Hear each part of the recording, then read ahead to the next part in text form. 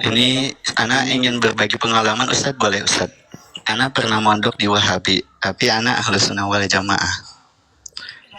Jadi Wahabi itu sudah menjamur di Indonesia. Ini hanya referensi saja buat teman-teman Ahlus Sunnah wal Jamaah. Hampir semua kabupaten di Indonesia itu sudah diisi oleh pondok-pondok Wahabi, itu sudah direncanakan. Terus mereka itu membuat program pembangunan masjid gratis. Rencananya 1000 masjid minimal. Nah, itu semua masjid itu akan diisi oleh kelompok mereka juga. Nanti akan dikirimkan imam-imamnya dan pendakwah-pendakwah dari mereka. Sampai ke kantor-kantor instansi pemerintahan pun, ke rumah sakit atau instansi-instansi yang ada di kota, itu mereka sudah masuk. Nah, menyusup ke instansi-instansi pemerintahan. Tujuannya apa? Tujuannya adalah ingin menyebarkan akidahnya mereka, ingin merubah Ahlus Sunnah wal Jamaah yang ada di Indonesia itu ingin dirubah menjadi seperti yang tadi disebutkan, yaitu pengikut 3 tauhid atau pengikutnya Syekh Utsaimin, Muhammad bin Abdul Wahab, dan Ibnu Taimiyah. Itu tujuan mereka. Nah, saya sarankan kepada teman-teman Ahlus Sunnah wal Jamaah, terkhusus yang ada di pelosok desa, kepada para guru ngaji, mohon dikuatkan kembali sifat 20-nya atau aqaidul imannya, mengaji kembali kitab Tijanud Darori, mengaji kembali kitab Aqidatul Awam, dan dikuatkan kembali. Kenapa? Karena sekarang sudah masuk ke sekolah-sekolah yang mohon maaf mereka berbau agama juga. Mereka ingin memanipulasi masyarakat awam, mengajarkan di sekolah-sekolah. Mereka banyak menggratiskan sekolah-sekolah. Nah, untuk kita yang Ahlus Sunnah wal Jamaah sangat sedikit sekolah gratisnya.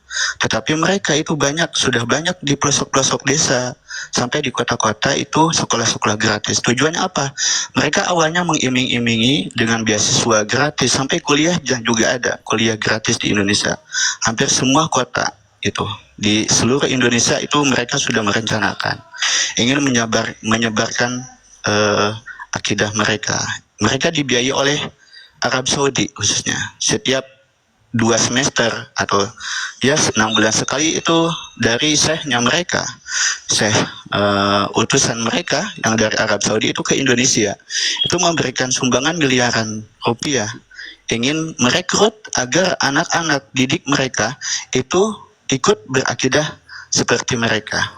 Saya sampai, mohon maaf ya saya jadi curhat, saya sampai beberapa semester saya kuliah di mereka juga itu, tapi saya tidak tertarik dengan akidah mereka. Bahkan siang dan malam saya sering berdebat dengan ustadz-ustadz mereka, berdebat tentang masalah akidah, masalah ubudiyah, dan masalah-masalah yang lainnya. Agar apa? Agar saya ikut ke mereka. Tapi saya karena dididik oleh guru-guru saya, oleh orang tua saya, untuk tetap mempertahankan aqaidul iman saya. Nah, sampai saya rela untuk keluar dari beasiswa tersebut. Nah, saya sudah mengetahui semua strategi mereka. Mereka itu kelompok sedikit orang, jadi sedikit, tidak banyak di Indonesia itu. Tapi mereka itu bahasanya itu tersistem gitu. Mereka itu rapi gitu. Cara mainnya rapi dan mereka itu kompak, solid gitu. Berbeda dengan kita sebagai Ahlus Sunnah wal Jamaah yang ada di Indonesia kebanyakan yaitu mayoritas, tapi kita kurang solid. Berbeda dengan mereka. Mereka itu solid. Nah, mereka dakwahnya melalui apa? Mereka sekarang melalui media sosial. Itu lebih banyak di media sosial.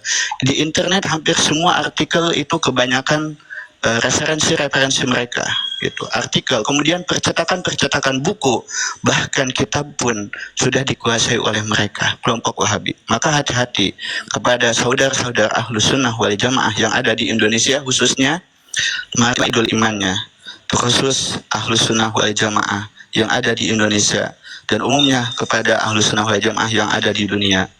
Jangan sampai kita terkecohkan akidah kita. Semoga kita dikuatkan iman Islamnya, semoga kita dikuatkan akidahnya. Jangan sampai tertipu oleh ajakan-ajakan yang tidak jelas. Itu mungkin masukan dari saya, Ustadz. Mohon maaf. ini bocoran sedikit tentang Wahabi.